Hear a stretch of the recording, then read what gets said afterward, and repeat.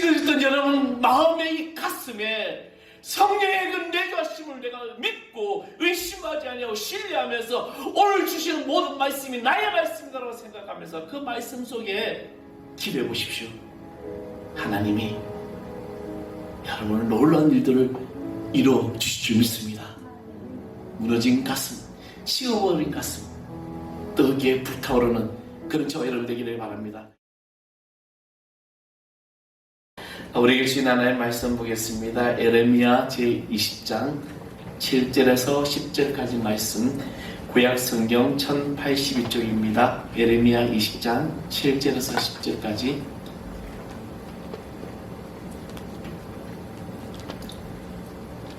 다 찾으셨으면 제가 한 절 여러분이 이렇게 봉독합니다. 여호와여 주께서 나를 권유하심으로 내가 그 권유를 받았으며 주께서 나보다 강하사 이기셨으므로 내가 조롱거리가 되니 사람마다 종일토록 나를 조롱하나이다.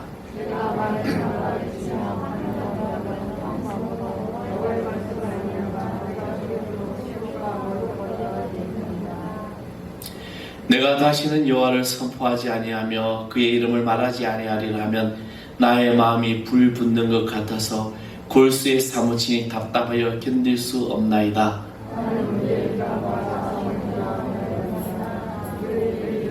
고소하라, 우리도 고소하리라. 내 지난 것도 다 내가 실족하게 기다리며 그가 없이 유혹을 받게 되면 우리가 그를 이기지 우리의 원수를 하나이다. 아멘. 할렐루야. 우리 여러분의 모든 삶을 또 인도하시는 주님의 귀한 축복이 있을 줄 믿습니다. 참 신기하잖아요. 이 계절이라는 게 처서가 지나가고 나니까 어떻게 해요? 썰렁합니다. 어제는 아침 기온이 20도가 되더라고요. 근데 낮에도 23도가 되고 그렇게 지난주까지 그렇게 덥다가 갑자기 서늘한 바람이 불어옵니다. 이 계절의 변화 속에서 여러분 무엇을 생각하고 살아가고 있습니까? 우리는 삶을 살아가면서 때론 가슴이 너무 식어졌다, 뜨거움이 없다라고 말할 때가 많습니다. 그렇죠? 내가 열정도 없고 뜨거움도 없고 가슴이 그냥 삭막하고 사라진 것 같아, 이렇게 말을 합니다. 요즘 지금 이제 우리 감리교회 각 동문들이 체육대회를 이제 준비를 하고 있습니다. 이제 그동안 코로나 때문에 못하다가 이제 아마 행사를 하게 되는데, 지난 토요일 날 이제 그 모임하고 이제 경기를 하려는데, 이제 젊은 전도사님들이 이제 참석을 했어요. 역시 정당하게 좋은 거구나 하는 걸 느꼈습니다. 우리는 공을 봐도 쫓아가려면은 축구라고 뛰어가도 반밖에 못 가는데, 이 전도사님들은 뭐 그렇게 죽으라고 뛰는 것 같지 않은데도 금방 저 앞에 가 있는 거예요. 그러면서 이제 또 목사님이 젊음의 뜨거움은 역시 좋은 거야, 지금 그런 이야기를 하더라고요. 우리가 이 식어진 가슴, 뜨거움이 없다라고 말할 때 비단 과연 이것이 우리가 일상에서뿐만 아니라 이 신앙적인 면에서도 은혜와 믿음과 성령의 뜨거움이 식어져 있는 경우가 너무 많다는 것입니다. 여러분, 내가 예수를 처음 믿을 때, 아니면 내가 어떤 옛날에 한국교회가 70, 80년대, 90년대 갈 때, 2000년대까지만 해도 이 한국교회 기도원이라는 기도원은 매번 어떻게 꽉 차서 막 부르짖어 눈물로 기도하는 일들이 얼마나 많은지 모릅니다. 요즘 기도원이 통통 비어요. 그리고 이제 그나마 이제 계속해서 이제 유지되는 기도원들, 그렇게 큰 대형 기도원들 아직까지 유지되고 있지만 작은 기도원들은 다 이제 산을 문을 닫을 정도로 그만큼 이제 산기도를 가지 않는다는 것입니다. 왜 그랬을까? 그때는 어떤 신앙적인 그 뜨거움, 가슴에 그 불붙는 것들, 그리고 어떤 문제만 있으면 가서 기도해야 되겠다는 그런 마음들이 있었기 때문입니다. 그리고 그래서 신앙적으로 우리가 이것이 식어져 가고 있다는 것이 우리가 현실을 지금 보고 있다는 것입니다. 오늘 본문의 한 사람, 마음에 이 식어진 마음의 불이부터 가만히 있을 수 없다라고 고백을 합니다. 말씀을 보면 예레미야 선지자를 통해서 이스라엘 백성을 깨닫게 하시고 새롭게 하시고 돌아오게 하시는 모습을 볼 수가 있습니다. 예레미야가 선언한 내용은 바로 유다 왕국의 멸망과 바벨론의 포로라고 하는 그 결과를 가져오게 된다는 것입니다. 이처럼 확고한 하나님의 이 주권적인 계획에도 불구하고 실상 예레미야는 예루살렘의 재난과 멸망에 대한 이 함부로 예언을 했다라고 하면서 사람들에게 오해를 받고 있었습니다. 이 예레미야 선지자는 애가로서 자신의 심정을 토론하는 것이 오늘 본문에 읽은 우리의 내용입니다. 곧 그들 앞에 닥칠 재앙조차 눈치채지 못하고 있는 백성들의 이 우둔함은, 이를 바라보는 예레미야는 자신의 이 예루살렘 멸망에 대한 예언의 메시지를 외칠 때마다 돌아오는 것이라고는 백성들의 원망과 멸시와 치욕뿐임을 토론하고 있습니다. 이것이 이제 8절의 내용입니다. 하나님 말씀마저 백성들에게 급보당하고 조롱당하는 것은 선지자 사역에 대해서 더 큰 자괴감을 가져다 주고 있었습니다. 하지만 하나님은 그것마저도 감당하고 극복하라고 지금 계속해서 예레미야에게 독려하고 계신다는 것입니다. 하나님께서 그 말씀을 예레미야 가슴속에 훌훌 타는 불꽃처럼 만드심이, 바로 예레미야는 또다시 성령의 감동으로 자신의 직분을 수행하지 않으면 안 될 수, 그런 견딜 수 없는 그런 성령의 뜨거움이 다시 불붙기 시작했던 것입니다. 지금 신앙인 된 우리도 바로 이런 어려움과 정말 예수 믿는 사람, 그 예수 믿는 것 자체가 지금 세상 사람들에게 손가락질 당하고 멸시를 당하고, 우리는 이것을 감당하고 믿음으로 성령의 역사로 우리의 마음이 뜨거워져야 한다는 것입니다. 여러분, 요즘 우리가 예수 믿는 것 자체가 얼마나 많은 그런 핍박과 손가락질 당하는지 모르지요. 지금 현실은 무슨 어디 가서 내가 예수 믿는다, 교회 다닌다고 하면은 예수 믿는 것들이라고 말해버립니다. 얼마나 우리가 지금 이 한국 교회와 아니면 전 세계적으로 이런 어려움들이 있는지 모릅니다. 영국 교회는 지금 엄청난 교회들이 문을 닫아버렸어요. 영국 교회는 그 교회가 매각을 해서 교회가 아닌 다른 일들을 하고 있는 것이고, 장사라는 곳으로 바뀌어지고, 왜 이런 일들이 일어나고 있을까? 가슴에 불붙는 이 신앙의 영적인 이 열망이 사라져가고 있기 때문입니다. 우리는 하나님의 그 말씀 속에서 우리 가슴이 뜨거워져야 될 줄 믿습니다. 하나님은 이스라엘 백성들이 하나님께로 돌아오기를 말씀하셨습니다. 예레미야도 호세아 선지자도 이스라엘 백성들에게 우상을 버리고 하나님께 돌아오라고, 모든 것을 버리고 돌아오면 하나님이 그들과 함께 역사하신다고 분명히 말씀해 주셨습니다. 그럼에도 불구하고 이스라엘 백성들은 돌아오지 않았습니다. 하나님께서 돌아오시게 하기 위해 때로는 교훈하시고 책망하시고 징계하시면 이스라엘 백성들이 이 모든 일들을 재앙으로 생각했다는 것입니다. 때로는 책망하고 때로는 어떤 어려움을 주게 되면 이 모든 일들이 바로 저희들을 향한 재앙이라고 그들은 생각했습니다. 그래서 예레미야 29장 11절의 말씀에 보면, 여호와의 말씀이니라 너희를 향한 나의 생각은 내가 아니니 평안이요 재앙이 아니니라 너희에게 미래와 희망을 주는 것이다 라고 분명히 말씀하셨습니다. 이 말씀의 표전 3번에게는 이렇게 이야기를 합니다. 너희를 두고 계획하고 있는 일들은 오직 나만이 알고 있다. 내가 너희를 두고 계획하고 있는 일들은 재앙이 아니라 번영이다. 너희에게 미래에 대한 희망을 주려는 것이다. 다 주의 말이다. 너희를 향한 이 모든 것은 나의 계획이고, 이것은 너희들에 대한 재앙이 아니라 너희들을 위한 번영이라고 하나님은 말씀해 주셨습니다. 우리는 당장 눈앞에 보이는 것만 보면 재앙으로 생각할 때가 많이 있습니다. 여러분, 이 재앙이 어떤 국가적인 재앙이 있고, 여러분 개인적인 재앙이 있고, 가정적인 재앙이 있을 수도 있습니다. 근데 우리는 이 재앙을 보면서 우리는 무엇이라 생각합니까? 어떻게 나는 생각하고 있을까? 하나님은 사랑하시는 자식이기 때문에 돌아오기를 바라며 함께 하시기를 바랍니다. 그것은 바로 미래에 대한 희망을 주는 것이고 번영이었다는 것입니다. 오늘 본문 7절에 보면 예레미야는 백성들이 말하기를 소망을 주시기를 원하는 하나님이 어떻게 포로세를 하겠느냐라고 그들은 오히려 조롱한다라고 말씀하고 있는 거죠. 예레미야가 하나님의 사랑을 전하고 또 돌아오기를 전하나 백성들의 예레미야를 조롱합니다. 하나님의 강권하심과 권유하심 속에서 복음을 전하고 너희들이 사랑이라고 전하나 그들은 받아들이지 않는다는 것이죠. 오늘 시대 똑같다는 겁니다. 우리가 복음을 전하고 지금 때가 되었고 하나님은 당신을 사랑합니다. 이 어려운 가운데 하나님이 여러분을 지켜주실 겁니다 라고 이야기함에도 불구하고, 그런데 왜 하나님 나에게 이렇게 어려움을 줘? 나에게 이렇게 왜 재앙을 줘? 하고 하나님을 원망한다는 것이죠. 우리도 너희에게 바른 길, 좋은 길을 가고자 할 때 조롱거리가 될 수 있습니다. 주의 일을 더욱 열심히 하고자 할 때 주변에서 이런 일을 당할 수가 있다는 것이죠.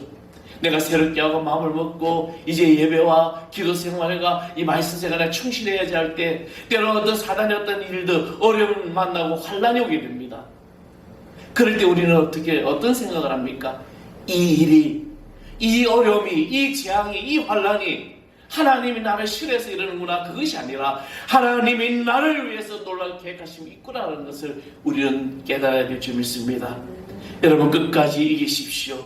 주님의 일은 우리에게 놀라운 은혜와 놀라운 축복에 대한 희망이 될 것입니다. 에레미야는 다시는 이런 모욕을 당하면서 복음을 전하지 말아야지 하면서도 전하게 됩니다. 왜? 가슴이 뜨거운 불 붙는 것이 있기 때문에. 그런 에레미야는 이런 상황 속에서, 이런 환경 속에서 어떻게 하였을까? 먼저 그는 성령에 사로잡혀 전하지 않을 수가 없었습니다. 9절의 말씀에 보면 내가 다시는 여호와를 선포하지 아니하며 그의 이름을 말하지 아니하리라 하면 나의 마음이 불붙는 것 같아서 골수에 사무치니 답답하여 견딜 수가 없다. 여러분, 생각해 보십시오. 여러분, 복음을 전하는 것 때문에 답답해서 견딜 수 없을 때가 있었습니까? 없었습니까? 아, 가서 빨리 전해야 되는데, 저 사람을 보니까 안타까워. 저 사람이 예수를 믿어야 되는데, 저 사람이 주님을 만나야 되는데, 그런 불붙는 뜨거움이 우리에게는 지금 사라져가고 있다는 것이죠. 그냥 네 인생, 아유 저러다가 뭐 말겠지 뭐, 아유 저러다가 한때 얻어 터지지 뭐. 우리는 그렇게 생각할 때가 많다는 것입니다. 예레미야는 그의 마음이 불붙는 것 같아서 골수에 사무칠 정도 답답하게 견딜 수가 없었다고 말합니다. 초대교회가 세워졌을 때 초대교회 성도들은 성령의 사로잡혀서 생명을 걸고 복음을 전합니다. 죽음도 두려워하지 않았습니다. 왜 그럴까요? 그들에게는 주님의 지상 명령이 있었고 성령의 역사로 말미암아 복음을 전하지 않을 수 없는, 그런 견딜 수 없는 그런 일들이 그들에게 늘 불꽃처럼 타오랐기 때문입니다. 초기 한국 기독교가 들어오면서 우리나라는 선교사적으로 일제시대와 또 6.25 동란을 통해서 북한 공산주의에서 우리가 온갖 어려움과 순교를 당하게 됩니다. 그런 선교적인 핍박 가운데서 그들은 성령의 이 불붙는 마음에 복음을 전하지 않을 수가 없었고 타협할 수가 없었던 것입니다. 왜? 가슴속에 뜨거움이 있었기 때문에. 지금 이 세대도 동일합니다. 수많은 일들이, 수많은 어려움들이, 수많은 많은 안 좋은 일들이 우리의 믿음 생활을 방해하고 음해하고 핍박하는 이 영적 억압 시대입니다. 이제 우리가 이런 뜨거움이 다시 회복되어야 될 줄 믿습니다. 그냥 우리가 교회 편하게 나오고 내가 예배드리고 오고 싶으면 가지 뭐, 아우 내가 가고 싶어 하죠. 여러분, 코로나를 겪으면서 어떤 일이 일어났습니까? 행령명령이라는 걸 가지고 교회를 문을 닫게 하고 이런 모든 일들이 결국에는 우리의 모든 것을 다 시거져가게 만들었다는 것입니다. 한국 교회가 회복되려고 하는데 어마어마하게 힘들다는 거죠. 이런 영적인 어바 시대에 우리는 어떻게 살아가고 있습니까? 바로 우리가 살아갈 이 시대가 주님의 예언된 종말의 시대를 살아가고 있기 때문입니다. 여러분 기억하십시오. 지금 내가 살아가는 이 시대가 종말의 시대고 앞으로 우리가 인류가 존재하는 이 시대가 시간이 얼마나 남았는지 알 수가 없다는 것이죠. 이제 가까이 다가왔다는 것입니다. 물론 과학이 발달해서 화성으로 달로 이제 그곳에 정착민을 보낼 계획들을 세우고 있지만 그것은 인류가 더 끝없는 욕심을 가지고 있지만 왜 그들이 화성이든 달이든 가려고 합니까? 이미 이 지구라는 것은 끝났다는 것이죠. 이것이 수명이 다 돼간다는 걸 그들도 알고 있다는 것입니다. 이럴 때 우리는 어떻게 살아가야 됩니까? 우리는 주님이 주신 말씀 중에서 주님이 다하는 삶 모든 순간까지 끝까지 불붙는 가슴으로 살아가야 될 줄 믿습니다. 엘리야도 다른 사람들이 다 우상을 섬기고 그들을 위해 선지자는 850명이었습니다. 그런데 그가 혼자 남았을 때 하나님이 찾아오셨습니다. 우리는 포기하고 싶어도 하나님의 강권하심으로 복음을 전하길 바랍니다. 오늘 여러분의 삶 속에 때로 내가 이 신앙생활하는 것, 믿음생활하는 것 힘들 수도 있고 귀찮을 수도 있고 때로는 어려움이 있을 수 있습니다. 그럴 때 우리는 어떻게 해야 됩니까? 더욱더 이 나의 불붙는 가슴에 불을 지펴야 될 줄 믿습니다. 잘못된 것이 난무하고 우상을 판을 치며 가까운 줄 알아야 한다는 것이죠. 영안이 열려서 때를 분별하시기를 바랍니다. 영적인 귀가 우리에게 열려지고 그래서 하나님의 음성을 듣기를 소망합니다. 우리의 귀가 열려야 되죠. 예레미야는 하나님이 함께 하셔서 승리했습니다. 우리도 하나님이 함께 하시기에 승리할 수 있습니다. 아멘. 저와 여러분의 모든 삶에 하나님이 함께 하심을 믿으시기 바랍니다. 내 모든 삶, 세심한 것까지 하나님은 다 알고 계시고 하나님께서 여러분에게 친히 임재하신다는 사실을 기억하십시오. 그래서 여러분의 마음이 다시 불붙기를 시작하기를 간절히 소망합니다. 뜨거움이 있어요. 왜 교회가 요즘 막 침체됩니까? 성도들이, 목회자들이 이런 뜨거움의 열정들이 사라져가고 있기 때문입니다. 교회 하면 기쁘가 되고 행복해야 되는데 그냥 마지못해서 안 가면 뭔가 잘못될 것 같은 그런 마음들, 그런 생각들이 우리가 예배 가운데 오셔서 내 마음에 그 주시는 그 말씀이 뜨거움이 일어나지 못하는 것입니다. 오늘 하나님께서 나의 모든 삶을 하심을 고백하면서 기쁨으로 승리하기를 간절히 축원하겠습니다. 그리고 기도했다는 것이죠. 하나님은 우리의 사정을 잘 아십니다. 아멘. 그래서 하나님 앞에 나와야 되죠. 29장 12절의 말씀은 너희가 내게 부르짖어 내게 와서 기도하면 내가 너희들의 기도를 들을 것이라. 아멘. 너희가 내게 부르짖어 내게 와서 기도하면 내가 너희들의 기도를 들어주실 것이다 라고 하나님은 분명히 말씀하셨다는 것입니다. 하나님은 매일의 삶 속에서 하나님을 찾고 부르짖는 우리를 찾아주실 줄 믿습니다. 늘 무난하는 자식과 인사도 안 하는 자식이 있어요. 부모가 어떤 자식이 더 애착이 갈까? 혹시 부모가 유산이 많은 자식은 많은 분은 누구에게 더 유산을 더 많이 줄까요? 다 무난하고 어머니, 아버님 편히 주무셨어요? 잘 계세요? 그런 자식은 또 하나는 부모가 잘했던 어떤 관심도 없이 살아가는 자녀. 누가 더 사랑하고 애틋할까요? 물론 부모 마음은 다 똑같다는데 아니에요. 안 똑같아요. 더 마음이 가는 자녀가 있다는 것입니다. 물론 자식이기 때문에 사랑하는 마음 같지만 더 있다는 것이죠. 예레미야는 기도함으로 하나님 앞에 늘 가까이 가고 하나님 앞에 늘 사모했던 것입니다. 그래서 그 기도가 주님의 은혜를 통하여 승리할 수 있습니다. 우리도 마찬가지요. 우리 늘 기도하면서 나갈 때 승리할 수 있는 것입니다. 기도하면 주님께서 길을 열어주실 줄을 믿습니다. 어떤 문제가 있으면 그 문제를 가지고 나의 생각, 나의 힘, 나의 지혜를 가지고 해결하는 것이 아니라 그 문제를 주님 앞에 나와서 기도하면 들어주신다는 것입니다. 우리는 너무나도 어떤 문제가 생기면 그 문제의 원인이 어디 있는지 나의 생각, 나의 인간적인 방법으로 해결하려고 하는 것입니다. 아니에요. 재앙이 오고 어려움이 오고 문제가 있으면 그 문제를 가지고 우리는 주님 앞에 엎드려 부르짖어 기도해야 될 줄 믿습니다. 그러면 하나님 다 들어주시는 것이죠. 우리는 기도하지 않으면서 자신의 믿음 없음을 탓합니다.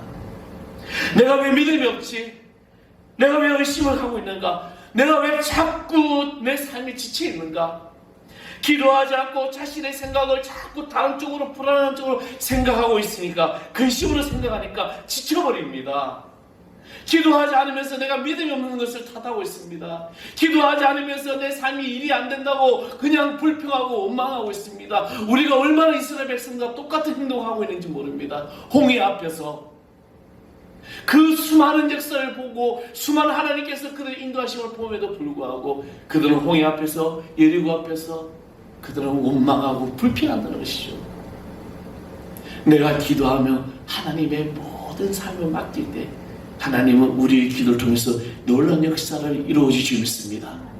내가 왜 믿음이 없는가? 여러분, 이것은 내가 믿음 없는 자가 되어서 믿음이 없는 것이 아니라 기도하지 아니하고 내가 하나님을 전적으로 신뢰하지 않기 때문에 믿음이 없는 자의 행동이 나오는 것입니다. 오늘 저와 여러분의 삶이 이제 주님의 은혜로 기도하는 하나님의 귀한 자녀 되기를 간절히 소망합니다. 그리고 예레미야는 하나님의 말씀이 있었기 때문이었습니다. 하나님께서 이 나라가 이렇게 될 것이라고 하나님의 말씀이 있었기 때문에 승리할 수 있었습니다. 가시덤불 속에서도 우리는 하나님의 말씀을 이루어가시기를 바랍니다. 나의 삶 속에도 하나님은 늘 말씀하고 계세요. 여러분 기억하십시오. 하나님은 지금 우리에게 침묵하지 않으셨어요. 하나님은 말라기 선지자 이후에 주님이 세례요한까지는 침묵하셨지만, 그리고 성령의 역사에 초대교회가 탄생된 이후 예수님이 오신 이후부터 계속해서 성령을 통해서 우리에게 말씀하고 계십니다. 우리의 귀가 닫혀져서 듣지 못하고 있는 것입니다. 우리의 영적이가 닫혀있기 때문에 하나님이 무슨 말씀하셨어도 그 말씀이 깨달아지지 않고 그 말씀이 그냥 한 귀로 듣고 한 귀로 흘려버리는 거죠. 강단에서 선포되는 말씀에 여러분의 모든 것을 다 집중하십시오. 이곳에 선포되는 말씀뿐만 아니라 여러분 일상 속에서 성경 말씀을 읽을 때 그 말씀 속에서 하나님께서 나를 통해서 어떻게 역사하시는지 모든 말씀 온 집중을 해서 들어보십시오. 하나님이 우리를 통해서 나에게 기가 막히게 해당되는 말씀을 주시고 그 말씀 속에 주님의 역사가 일어난다는 것입니다. 우리는 너무나도 예배드리러 왔을 때 그냥 구경꾼처럼 앉아있을 때가 많다는 것이죠. 그냥 아이고 오늘 목사님 잘하네. 아이고 오늘 목사님 땀 흘리고 하네. 아이고 오늘 목사님 말도 버벅대네. 요즘 경상도가 나이가 되면서 버벅댈 때가 많아요. 말이 전혀 생각하고 다르게 나갈 때도 많습니다. 세월이 흘러가면 여러분 그럴 때 되더라고요. 그것이 아니라 오늘 이 재단에 오늘 이 부족한 종을 통해서 여러분에게 주시는 이 말씀이 나에게 어떤 말씀이신지 내가 모든 집중을 다해서 듣고 있을 때 그 말씀이 나의 모든 심령의 골수가 깨어지고 부서지는 역사가 나타날 줄 믿습니다.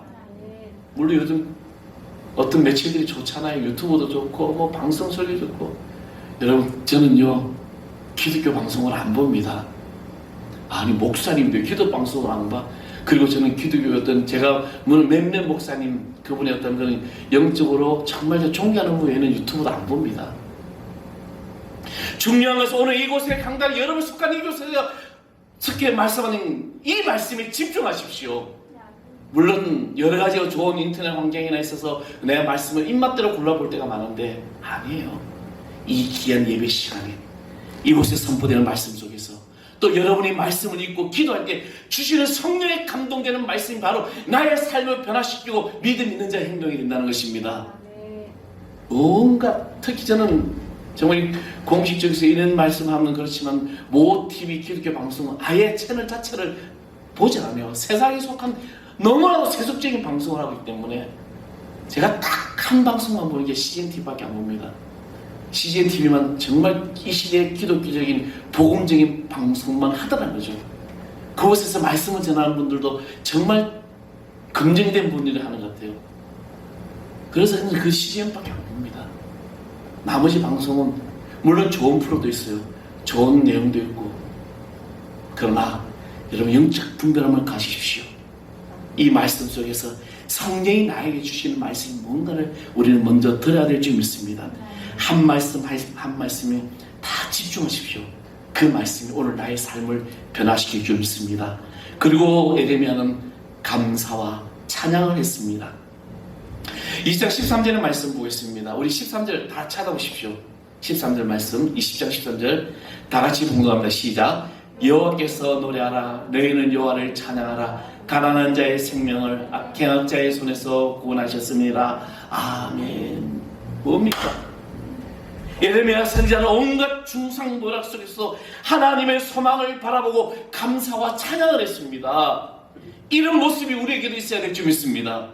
욥은 하나님 앞에 아름답게 살려고 있는데 그렇잖아요. 여러분 욥기서를 보면은요, 욥이 하나님 앞에 얼마나 의로운 삶으로 의롭게 행동했는지 모릅니다. 그런데 마귀는 욥에게 있는 것을 모두 빼앗으면서 빼앗으면 하나님이 떠날 것이다라고 하나님 앞에 가서 이야기를 하게 되죠. 그때 하나님 뭐라고 얘기하셨습니까? 생명을 건드리지 말고 시험해보라고 허락하셨습니다. 마귀는 욥에게 가서 그에게는 자녀와 재물, 건강 등 모든 것을 다 뺏었습니다. 욥의 몸은 온갖 악창으로 견딜 수 없고 가렵고 고통스러웠습니다. 그럼에도 불구하고 하나님을 원망하지 아니하고 적신으로 왔으니 적신으로 돌아가겠다고 하나님께 감사와 찬양을 했습니다. 예레미야 선지자도 이런 여건을 볼 때 감사 찬양을 할 수 없지만 그래도 감사 찬양을 드렸습니다. 사랑하는 성도 여러분, 우리도 이런 예레미야처럼 영적으로 승리하시고 복음을 전하며 감사 찬양을 늘 소망하시기 바랍니다. 되어지는 모든 일들이 정말 때론 내가 생각하는 거 내가 계획하는 대로 안 될 때 많이 있습니다. 어떨 때는 정말 어려움이 많아요. 이것이 나의 온 재앙일까? 지금 우리나라 사회가 얼마나 많은 일들이 일어나고 있습니까? 이럴 때 우리는 어떻게 됩니까? 세상이 뭐 다 그렇지 뭐 이렇게 할까요? 아니요. 저는 오늘 이곳에 예배하는 자들 여러분이 다시 우리의 마음에 뜨거운 성령의 불붙는 하나님의 자녀에게를 소망합니다. 식어져가는 이 가슴, 무너져버리는 이 재난 속에서 이 모든 것에서 하나님께서 다시 나에게 성령의 불로 타오르게 해주시고 내 입술이 가만히 있을 수가 없어 사람을 만나는 자마다 복음을 전하지 않을 수 없는 견딜 수 없는 그 불붙는 마음, 그리고 이 종말의 시대에 우리가 깨어서 기도하고 하나님이 나에게 주시는 직접적인 계시를 받아서 그 말씀 속에서 내가 하루하루를 삶을 살아가는 그런 성도되기를 간절히 소망합니다. 특별히 어떤 택함받은 자만 이 일을 해야 하는 것이 아니에요. 저는 오늘 여기 본 여러분 모두가 이곳에 예배하는 여러분의 모든 심령이 바로 그런 자임을 믿으시기 바랍니다. 목사님만 아니면 선교사님만 아니에요.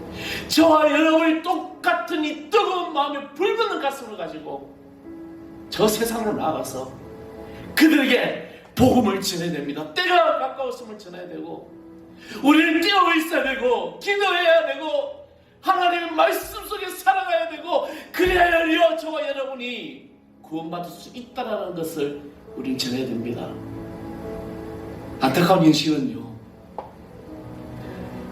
기존에 있는 개신교 교인들이 이단자들보다 더 이런 열정들이 없는 거예요.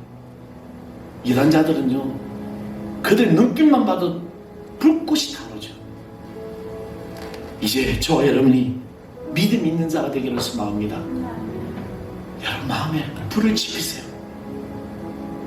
불을 지피려서 뭐 라이터를 가지고 불을 지피는 것이 아니라 식어졌던 여러분 마음의 이 가슴에 성령의 그 내주하심을 내가 믿고 의심하지 아니하고 신뢰하면서 오늘 주시는 모든 말씀이 나의 말씀이라고 생각하면서 그 말씀 속에 기도해 보십시오.